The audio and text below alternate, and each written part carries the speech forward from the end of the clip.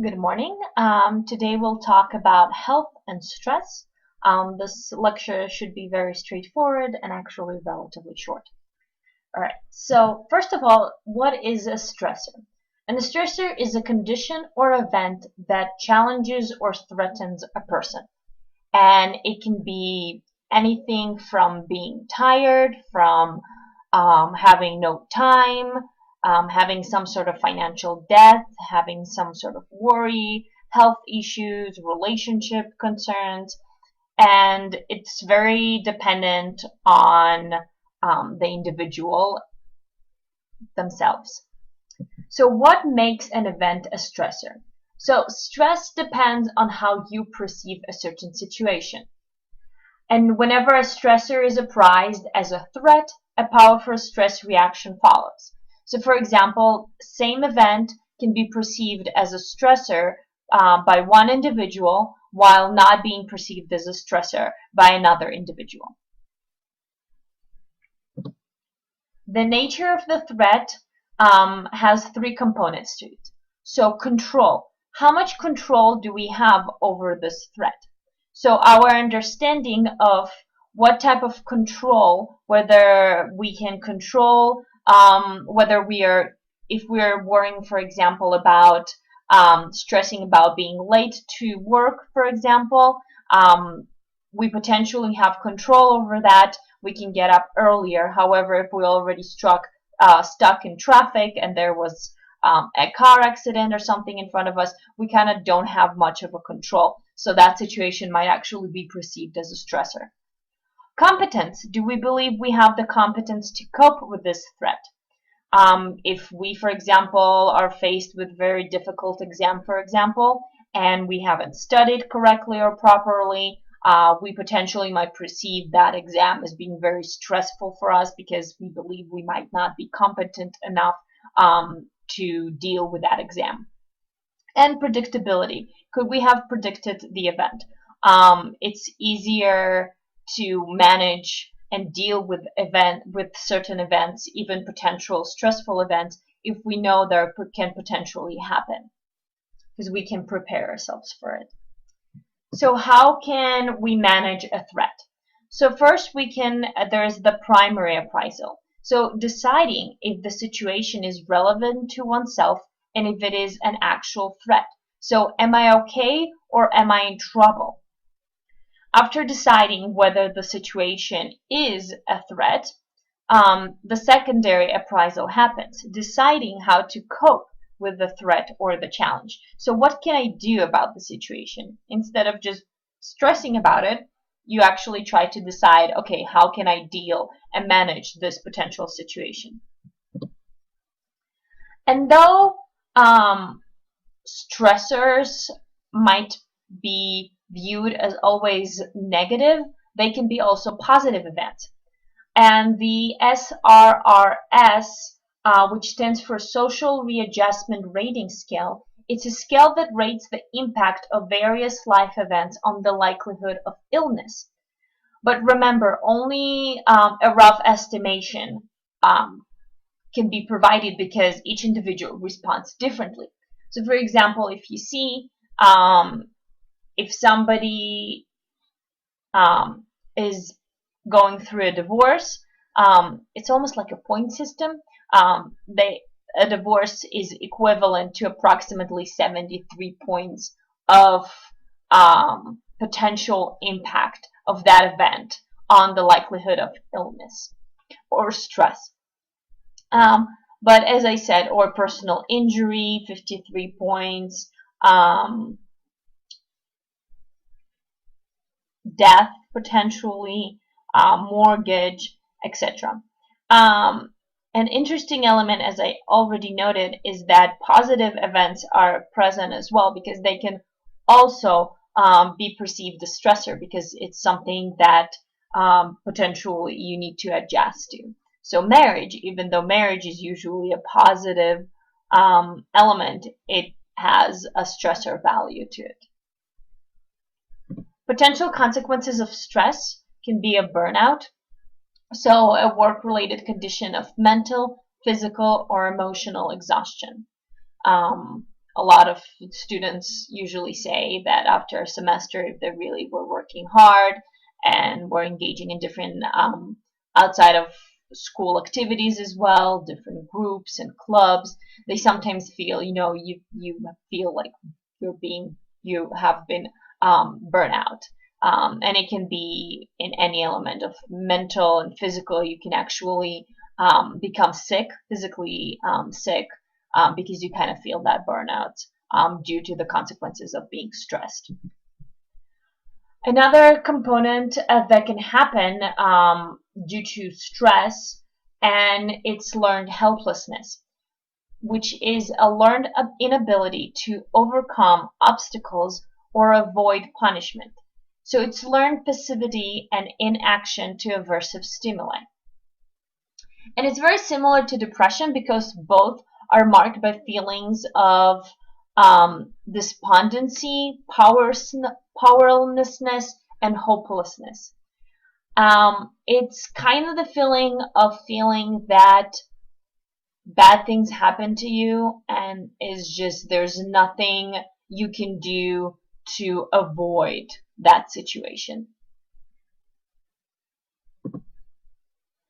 However, not everything in life can be considered an immediate threat or a potential stressor. We all deal with minor things that can lead to some minimal stress on an everyday life, and those actually called hassles. So hassles are any distressing day-to-day annoyances. A conflict is a stressful condition that occurs when a person must choose between incompatible or contradictory alternatives. So for example, you can have an approach conflict. So choosing between two positive or desirable alternatives. So you decided you're going to have ice cream and you come to Cold Stone or any other ice cream place, and you need to choose either chocolate or strawberry ice cream. Though they're both positive and desirable elements, you like both chocolate and strawberry flavors, however, you might experience some sort of conflict because you kind of have to choose. Avoidance conflict is choosing between two negative, undesirable alternatives. So going to the dentist is often considered a potentially undesirable event because, dentists might hurt us, make us feel uncomfortable, and they make noises with their tools and things like that. However, if you don't go to the dentist and your tooth is hurting or something like that, you might have a tooth decay, which might actually eat at your tooth and ruin it. So you kind of need to decide, might have a conflict between, okay, which of the two evils kind of you should choose from. Hopefully you would choose the dentist. And then you might have approach avoidance conflict. So being attracted to and repelled by the same goal or activity. So imagine you coming to pick up your date for the evening, and it's Regina, and she looks great, and she's funny, let's assume she is, and nice, and all that, and you're very excited for the date. However, her dad kind of shows up in the background, and he's like looking all that, and he's very intimidating looking. So you might be attracted to Regina to want to invite her for a second or third date, but you're kind of repelled by that idea of interacting with her again because of her really, really scary dad. So you will experience approach avoidance conflict. So how can we cope with stress? Well, coping styles can be both problem-focused and emotion-focused. Problem-focused coping is when you're directly managing or remedying a stressful or threatening situation.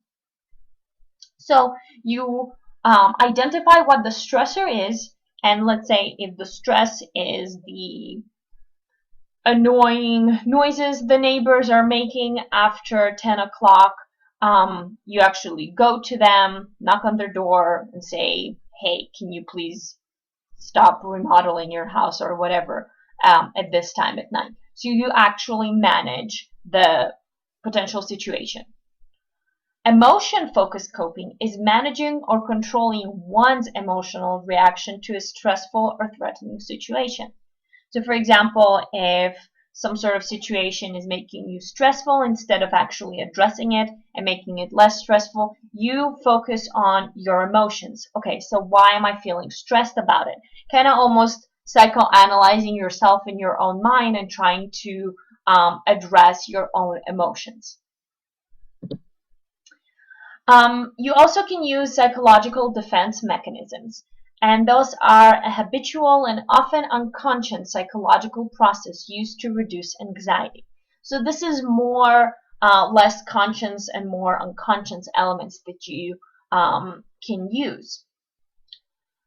For example, compensation. You can counteract a real or imagined weakness by emphasizing desirable traits or seeking to excel in an area of weakness or in other areas. So the book gives the example of a child who stutters as a child might become a really good debater in high school. Denial. You can protect yourself from an unpleasant reality by refusing to perceive it. Kind of, denying that something is happening might lead you to not actually perceive that it's happening and therefore not deal with the stress. Fantasy, for example, you can fulfill unmet desires in elements that you might imagine, imagined activities or achievements. Isolation, you might say, you know what? This is too much. I can't deal with it. So separating contradictory thoughts or feelings into logic-tight mental compartments so they do not come into conflict. So you actually isolate the stress and not deal with it. You can project. So attribute one's own feelings and shortcomings or unacceptable impulses to others. You might say, okay, so I'm stressing out because I'm not really good at the sports, for example, but you might project and kind of be like, well, it's their fault, my teammates or the coach or something like that. Repression, you can unconsciously prevent painful or dangerous thoughts from entering awareness by basically kind of not dealing with it once again. And there are other psychological defense mechanisms that Module 57 covers more. And then stress management in general is the application of cognitive and behavioral strategies to reduce stress and improve coping skills. And some excellent stress management elements are exercise. When people exercise, their stress levels are actually recorded to be lower. Meditation, emptying your mind and kind of focusing on nothing and just letting it be, letting the stress go. Guided imagery, for just merely slowing down, organizing your day or the plan for to do something, it can reduce the potential stress. Seek social support. We're all social creatures. The big elements, if you remember the example with the monkey liking the soft cloth instead of the one who was feeding it that wasn't soft, it was trying basically have the human almost context, so to speak, because we're all human and social creatures. We want that social support, and it can actually help us. Writing about your feelings. Research found that actually putting the events that cause you stress on a paper, kind of writing it all out, gives you a different perspective on the event, which can actually reduce stress and improve your coping skills. All right, that's all I had for you on stress and health.